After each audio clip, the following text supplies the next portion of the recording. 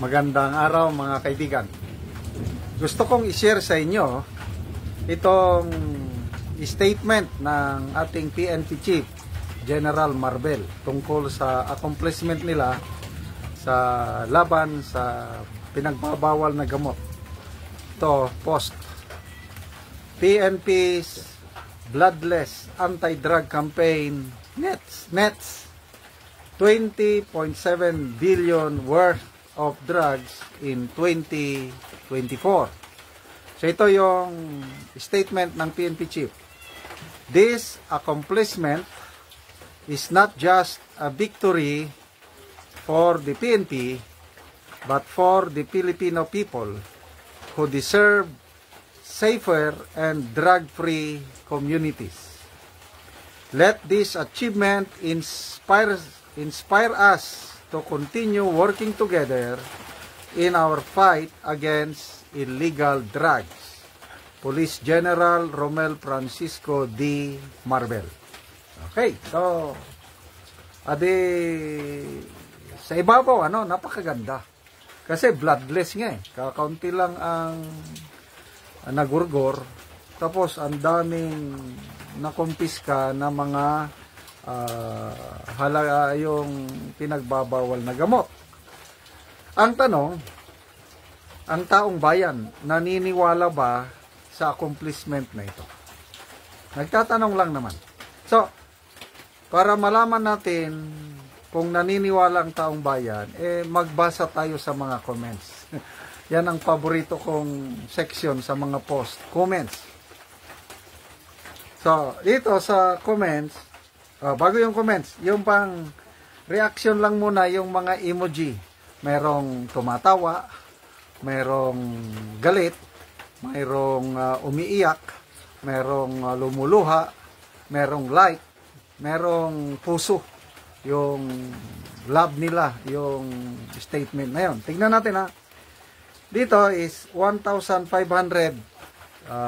reaction. Punta natin. Chat. Okay. Sa 1,500 na reaction, 1,400 tumatawa.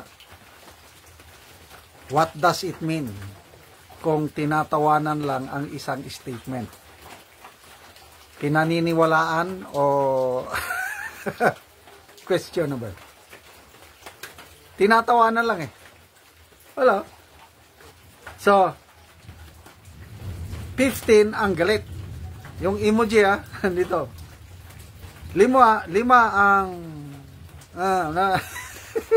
nakadilat eh. 4 ang nasyak. 52 lang ang nag-like. So ito ang naniniwala, di ba? Like. Approve kayo, PNP. 52 lang. Tapos 0 ang heart. Ang pinaka-the best sana yung heart. I love it. So, grabe, ilang percentage ang 52%, 52 out of 1,500, less than 1%, 99.5%, hindi po naniniwala dito sa pahayag ng PNP Chief. Okay, don't get me wrong. I am not anti-PNP. I support the PNP. Marami ang matitinong pulis. Ang tatay ko, PC. Lumaki ako sa mga kampo ng PC. Kaya, alam ko, maraming matitinong pulis na gumagawa lang ng kanilang tungkulin. Kaya lang, ito, dahil gumawa ng statement ang PNP Chief, kaya himay-himayin natin. Ulitin ko, napakagandang pakinggan yung bloodless anti-drug campaign ng PNP. 20.7 billion ang nasamsam. So, lumalabas is very effective ang PNP natin. Kaya lang, ang problema, ang taong bayan, tinatawanan lang. 52 lang ang nag-like. Ibig sabihin, 52 lang ang naniwala. Okay, punta tayo sa mga comments. Okay, number 1. Wilson Tayaban. Sabi niya, if so, Then, where is that billion worth drugs went? Who is in custody? Where burned or destroyed? Or is it sold to the market? Ibig sabihin, questionably sila. Ito, si Wilson Tayaban. Next one, Faustino Dino. Sabi niya, a big joke. Sino pa niloloko mo, sir? Benji Tapia.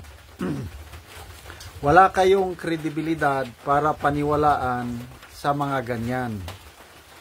Yung sa Alitagtag sa Batangas yata ito, yung largest hole ng 1.4 ilan yun? Tons of drugs. Alitagtag wala na eh. Wala na tayong balita eh.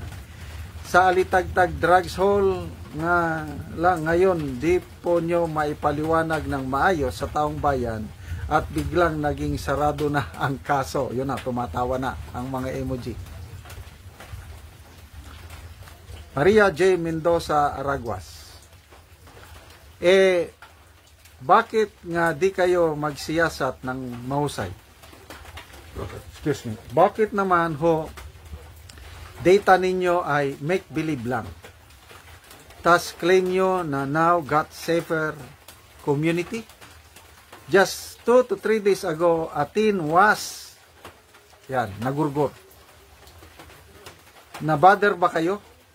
Hindi naman Talk and talk lang kaya ninyo. So, grabe. Paul Laboy, where are those drugs now?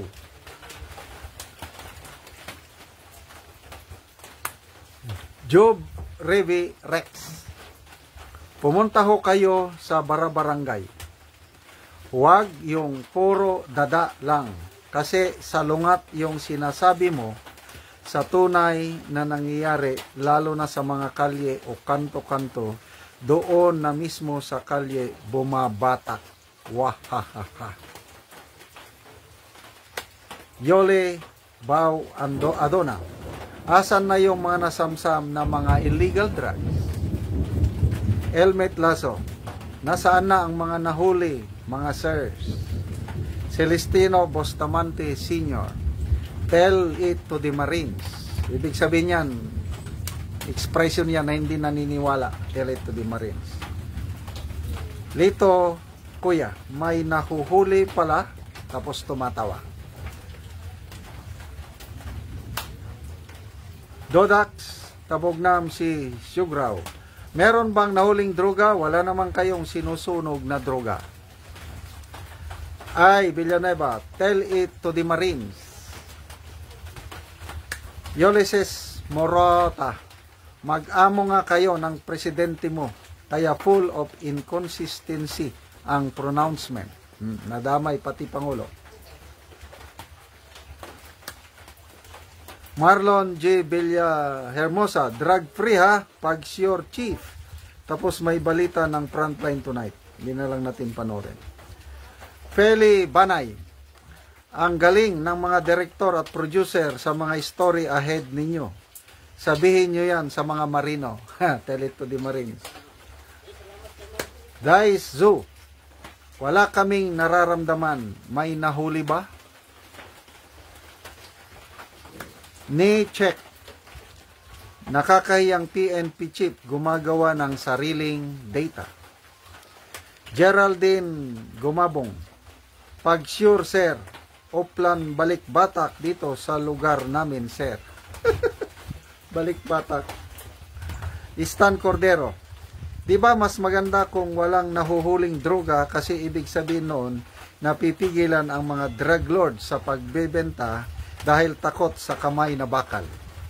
Di mo dapat ipagmalaking marami kayong nahuhuli. Talamak ang droga, ibig sabihin noon kung ganyan lakaran sinasabi mo, Captain Marvel. Hindi siya Captain, General. Sape Mendo, ang tanong, kanino napupunta yan? Aba, laking pera yan. May amo na ba yan para sa mga na-confiscate? Sorry, di ka na rin kasi pinagkakatiwalaan. Leticia Okina Anzaldo. We, istoryahe Marvel. Wala na'y motoo ninyo parehas raman mo. Drug free na daw. Ilahang lugar ingon ni Atras Abante. Yes. Mayroong pronouncement si Congressman Abante sa Kongreso. Drug free daw ang kanyang distrito sa Manila. Manong Dags. Baga agyud sa dagway. Baga makapal ang nawong. Dili gyud madutlan og kaulaw hangtod ila bakak ila tuuhan. Od nila o sige gadamod, gadrawing na pod ni siya ba. Roby Amit Micha, Sir, kontradik man imong gipang istorya sa tinuod na hitabo sa Pinas. Pag sure sir, oy, asa ka na planet nagpuyo. Okay, so ang mga feedback na natatanggap ko, comments na nababasa is bumalik na ang kalakaran ng illegal na droga sa bansa. Hindi katulad ng panahon ni PRRD na hindi naman totally nawala, kailang naglaylo. Ngayon, bumalik na. Kaya ito yung sinasabi ng mga comments na contradicting. So, sana magawan pa ng paraan na maibalik yung dati, yung talagang totohanang kampanya laban sa droga na para safety ang kalye natin, safety ang ating mga, yung lalo na sa gabi, nakakatakot na po mamasyal sa gabi.